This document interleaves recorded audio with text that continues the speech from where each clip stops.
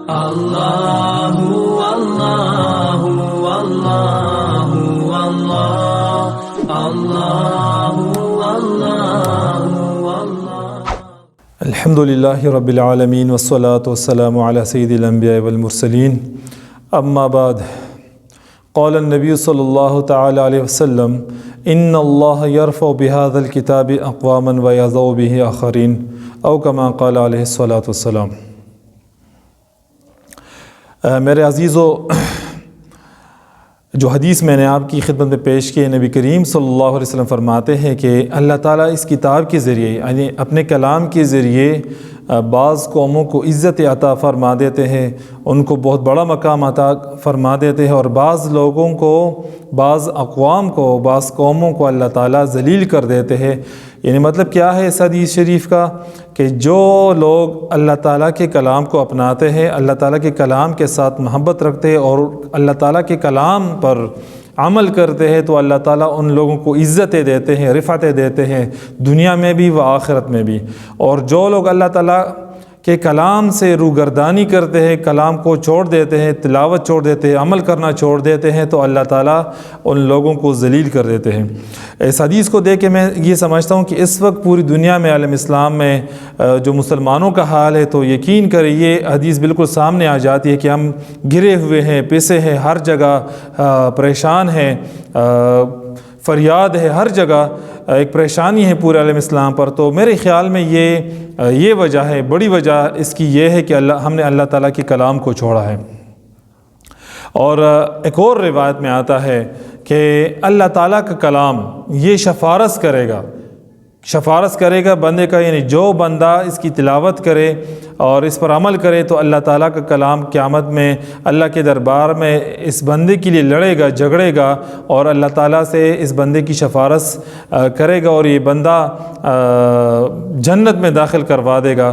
تو دیکھیں کتنی بڑی بات ہے کہ اللہ تعالیٰ کا کلام ہمارے لیے آخرت میں لڑے، اور ایسا زمانہ، ایسا حال، ایسی پریشانی کہ جس میں بھائی بھائی کا کام نہ آئے اور ایک دوسرے سے لوگ بھاگے، اور اللہ کا کلام ہمارے آپ کے لیے کھڑا ہو جائے، تو یہ بہت بڑی سعادت کی بات ہوگی۔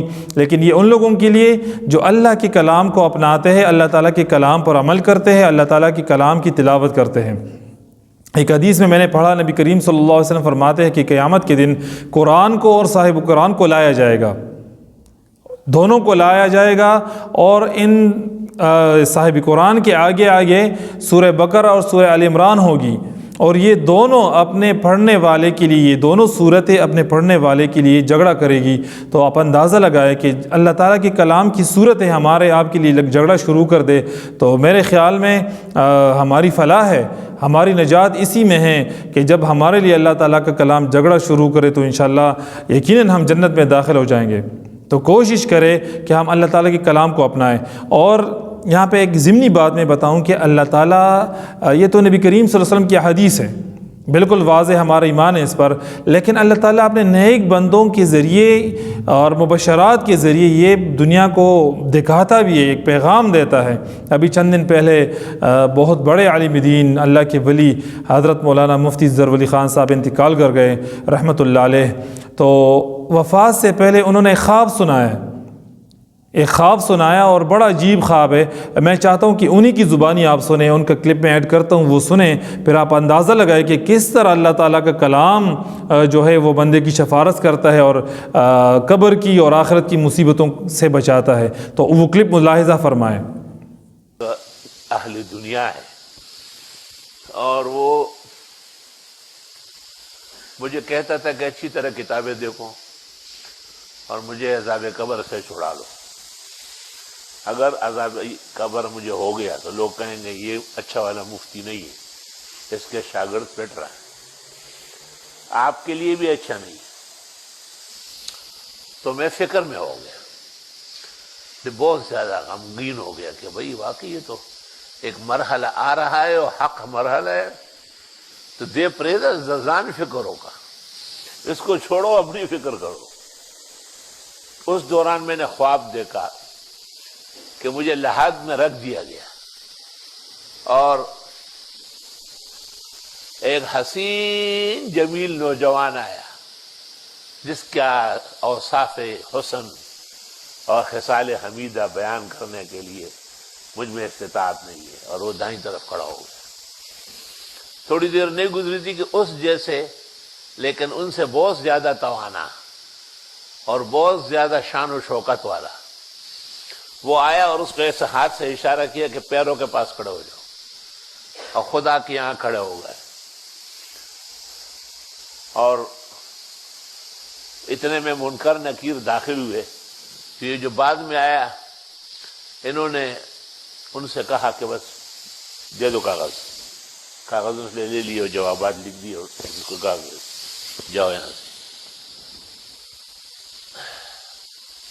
اور مجھے کہا کہ بات ہوئی ہے، ایک بائیں طرف کھڑکی کھولتے ہیں، اندر سے کوئی آئے گا کھولے گا تو آپ جنت کے مناظر دیکھیں گے، تو آپ کو کوئی پریشانی نہیں ہوگی۔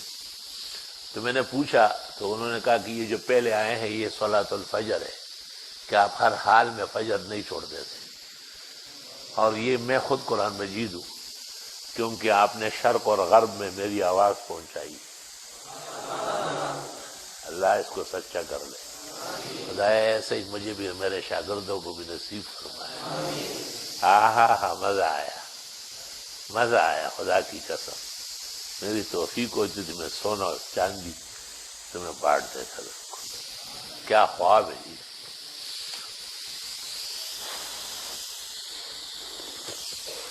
اور اس طرح بھی کہا کہ مالک العرش نے پہلے فیصلہ یہ کیا تھا کہ بس یہ نماز فجر جائے اور چھڑا لے، اور پھر کہا کہ فوراً اللہ بزرگ برتر کا حکم ملا کہ نہیں تم خود چلے جاؤ، تو اس لیے ہم دونوں آئے۔ قرآن میں بعد میں دیکھا کہ حضرت اقدس امام الحسن مولانا انور شاہ صاحب نے طبرانی کے حوالے سے لکھا ہے کہ صلوات جو ہے یہ دائیں طرف کھڑی ہوگی، زکوات بائیں طرف، صدقات پیروں کی طرف، اور ایمان و قرآن سرحانے۔ اللہ اللہ کیا شان و شوکت ہے۔ یہ دنیا کی نعمتیں تو کوئی نعمت ہی نہیں ہے اس کے سامنے، بس یہ نعمت ہے کہ اسلام ہے، ایمان ہے، قرآن ہے۔ اللہ تعالیٰ نے استقامت علی التوحید نصیب فرمائی۔ چلو ترین چہروں میں آ کے ان کے ساتھ کھڑے ہو جاتے ہیں اور منکر نکیر کے سوال و جواب سے ان کو بچاتے ہیں اور ان کی شفارت کرتے ہیں۔ تو میرے عزیزو اس بہت بڑی عبرت ہے اس میں ہمارے لیے۔ آئیے ہم سب مل کر عہد کر لے کہ اللہ کے کلام کو چھوڑیں گے نہیں، تلاوت کریں گے روزانہ کی بنیاد پر۔ کم از کم میں کہتا ہوں کہ ایک رکوع شروع کریں، زیادہ سے زیادہ نہ ہو تو ایک رکوع، حالانکہ زیادہ سے زیادہ تلاوت کرنی چاہیے۔ ہمارے بزرگوں کا معمول ہے، بہت زیادہ تلاوت انہوں نے کی ہے۔ اکثر بزرگوں کے بارے میں آتے 10 پارے 7 پارے، اس طرح تہجد میں نوافل میں وہ پڑھا کرتے تھے۔ لیکن اگر ہم ایک رکوع سے ابتدا کر لیں تو انشاءاللہ یہ ہمارے لیے بہت بڑی سعادت کی بات ہوگی۔ میں بھی نیت کرتا ہوں، آپ بھی نیت کریں اور اس پیغام کو پہنچائیں اپنے دوستوں کو، اپنے خاندان میں گھر والوں کو، سب کو یہ پیغام دے کہ کم از کم ایک رکوع شروع کرے تاکہ ہماری دنیا بھی بن جائے اور آخرت بھی بن جائے۔ جزاکم اللہ خیرہ۔ السلام علیکم ورحمۃ اللہ وبرکاتہ۔ اللہ اللہ اللہ اللہ اللہ